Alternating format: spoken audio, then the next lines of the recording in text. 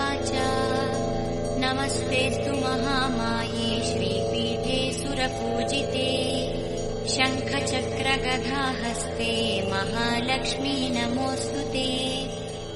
नमस्ते गरुडारूढे कोलासुरभयङ्करी सर्वपापहरे देवी महालक्ष्मी नमोऽस्तु ते। सर्वज्ञे सर्ववरदे सर्वदुष्टभयङ्करी सर्वदुःखहरे देवी महालक्ष्मी नमोऽस्तु ते। सिद्धिबुद्धिप्रदे देवी भुक्तिमुक्तिप्रदायिनी मन्त्रमूर्ते सदा देवी महालक्ष्मी नमोऽस्तु ते।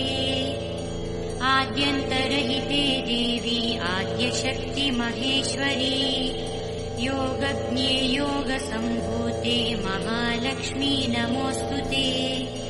स्थूलसूक्ष्म महारौद्रे महाशक्ते महोदरे महापापहरे देवी महालक्ष्मी नमोऽस्तु ते। पद्मासनस्थिते देवी परब्रह्मस्वरूपिणी परमेशी जगन्मातः महालक्ष्मी नमोऽस्तु ते। श्वेताम्बरधरे देवी नानालङ्कारभूषिते जगत्स्थिते जगन्मातर्महालक्ष्मी नमोऽस्तु ते। महालक्ष्म्यष्टकस्तोत्रम् यः पठेत् भक्तिमान् नरः सर्वसिद्धिमवाप्नोति राज्यं प्राप्नोति सर्वदा।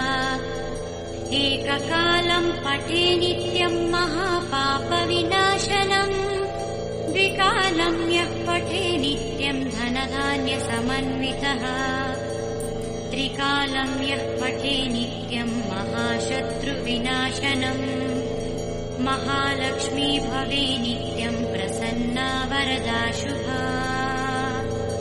इति इन्द्रकृतः महालक्ष्म्यष्टकस्तवः सम्पूर्णः।